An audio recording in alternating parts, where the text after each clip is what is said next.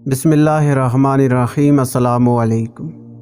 رسول اللہ صلی اللہ علیہ وسلم کا فرمان عالی شان ہے، میں نے خواب دیکھا گویا کہ جبرائیل علیہ السلام میرے سرحانی اور میکائیل علیہ السلام میرے قدموں میں کھڑے ہیں۔ ان میں سے ایک اپنے ساتھی سے کہتا ہے، ان کے لیے کوئی مثال پیش کرو، تو وہ عرض کرتا ہے، یا رسول اللہ صلی اللہ علیہ وسلم، توجہ سے سنیں اور غور فرمائیں کہ آپ صلی اللہ علیہ وسلم اور آپ صلی اللہ علیہ وسلم کی امت کی مثال بلا تشبیہ اس بادشاہ کی سی ہے جس نے ایک محل بنایا، پھر اس میں ایک مکان بنا کر ایک منادی کو لوگوں کو کھانے کی دعوت دینے کے لیے بھیجا۔ تو کچھ لوگوں نے اس منادی کی بات مان لی اور کچھ نے نہ مانی۔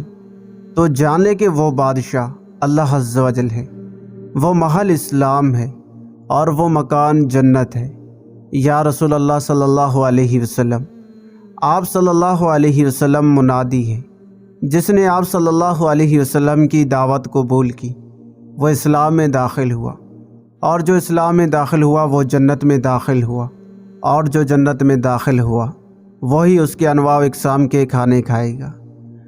رسول کریم صلی اللہ علیہ وسلم کا فرمان عالی شان ہے، جو اس طرح آئے کہ اللہ عز و جل کی عبادت کرتا ہو، کسی کو اس کا شریک نہ ٹھہراتا ہو، نماز قائم کرتا ہو، زکوٰۃ ادا کرتا ہو، رمضان کے روزے رکھتا ہو اور کبیرہ گناہوں سے بچتا ہو، تو اس کے لیے جنت ہے۔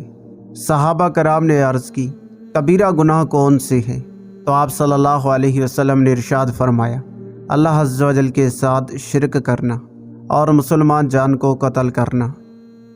نبی کریم صلی اللہ علیہ وسلم نے ارشاد فرمایا، جس نے اخلاص کے ساتھ اللہ عز و جل کی وحدہ لا شریک لہ ہونے کا عقیدہ رکھتے ہوئے دنیا چھوڑی، نماز قائم کی اور زکوٰۃ ادا کی، تو وہ اس حال میں مرے گا کہ اللہ عز و جل اس سے راضی ہوگا۔ اللہ پاک ہمیں ان احادیث مبارکہ پر عمل کرنے کی توفیق عطا فرمائے، آمین۔